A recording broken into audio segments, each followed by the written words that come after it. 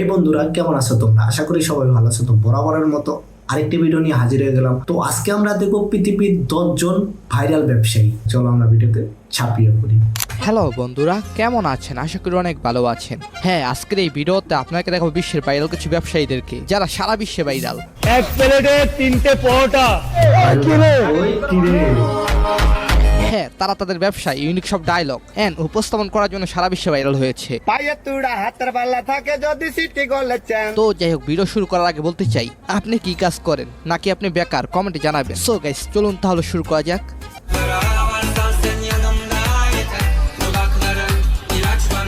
হ্যাঁ, তিনি হলেন তুর্কির ডন ডুরমাসি। তার কথা কি আপনাদের মনে আছে?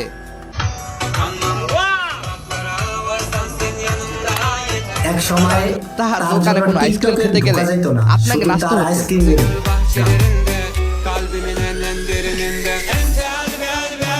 এই নাচানাচির কারণে 2021 সালে রাতারাতি ভাইরাল হয়ে যায় এই গান।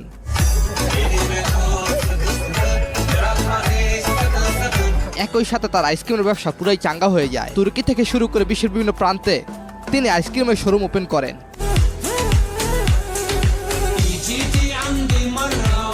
তাকে দেখে বাংলাদেশেও এরকম আইসক্রিমের ব্যবসা নাচের ট্রেন্ড শুরু হয়েছিল।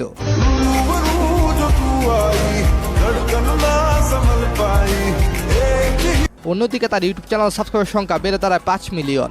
এরপর রয়েছে গরু ছাগল ব্যবসায়ী সাদেক এগ্রো। সাদেক এগ্রোর মালিক গরু ছাগল বিক্রি করে উট বিক্রি করে ভাইরাল হয়েছিলেন। আমি 12 টাকা করে ভুসির বস্তা খাওয়াইছি, এখন 2200 টাকা খাওয়ানো লাগতেছে।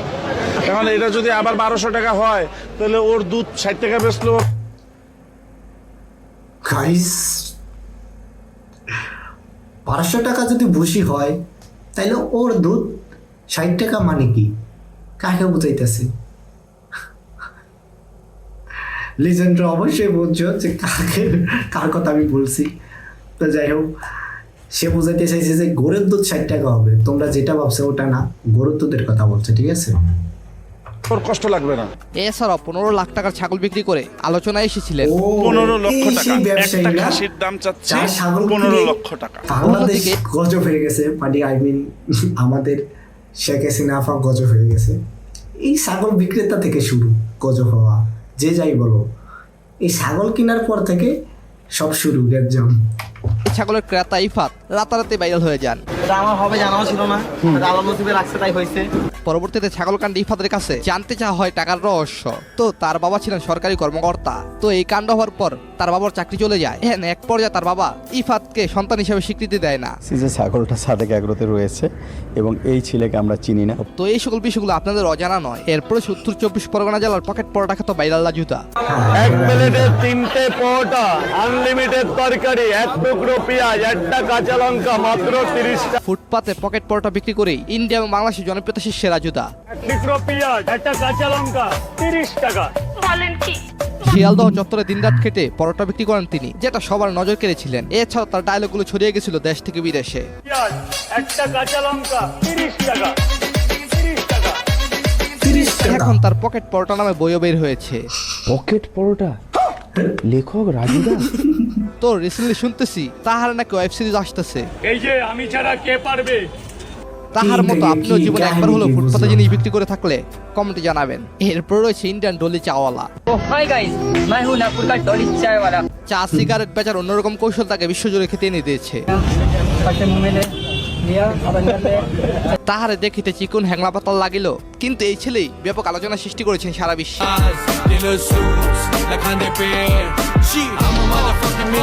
তার চা গাইস, এই বিল গেটস যদি তার কাছে চা খাইতে না আসতো, সে তো আলোড়ন সৃষ্টি করতে পারতো না। বিল গেটস আইসা তার থেকে চা খায়া তাকে এত উপরে উঠে এলাইছে। যাই হোক, ভালো কাজ করছে। অন্যতম ধনী বিল গেটসও পান করেছেন।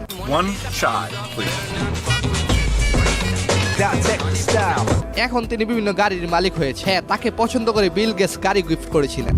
मेरे स्टाइल में बेचता हूँ चाय तो लोग कहते हैं मुझे छपरी। এখন তিনি গাড়ি নিয়ে দেশ বিদেশে ঘুরে বেড়ান, সেইগুলো আবার তার ইউটিউব চ্যানেলে দেখান। তার চ্যানেলের সাবস্ক্রাইবার সংখ্যা 2 মিলিয়ন।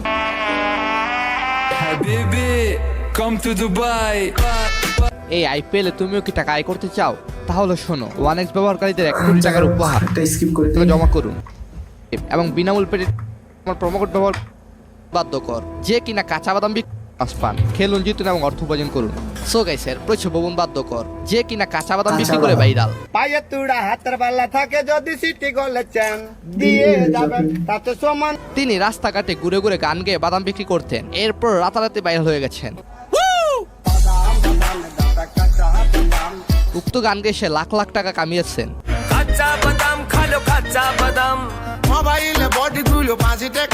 যদিও সব টাকা সে পায় নাই, যার ফলে সেই গানগুলো এখন দেখা যাচ্ছে না ইউটিউবে।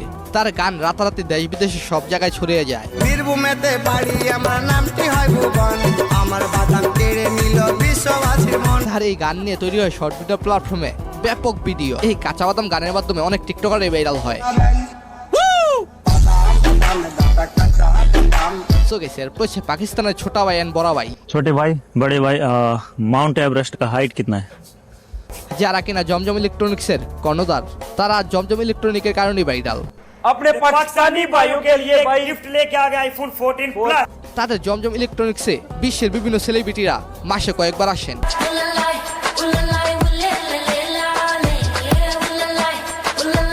তারা তাদের দোকানে আইফোন, স্যামসাং, বিভিন্ন কোম্পানির মোবাইল বিক্রি করে থাকেন। এছাড়াও তাদের রয়েছে একাধিক ব্যবসা। DLRC में न्यू प्रोजेक्ट आ रहा है। তারা তাদের কোম্পানির প্রচারের জন্য টিকটকার থেকে শুরু করে খেলোয়াড়দেরকে তাদের দোকানে আনেন। गाइस आज ओप्पो भाई हमारे पास आया, माशाल्लाह प्रैंक किया।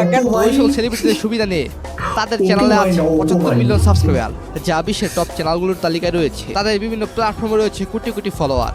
কে কে জমজম ইলেকট্রনিক্স থেকে গিফট পেয়েছেন বা গিফটের নামে প্রতারিত হয়েছেন কমেন্টে জানাবেন। गिफ्ट करेंगे 5 आईपैड। अभी मुझे इस वीडियो में 5 आईपैड की कुरानदाजी होगी, सबके सामने होगी भाई। সো গাইস, এরপর হচ্ছে ভাইরাল তরমুজ ব্যবসায়ী রনি। ওই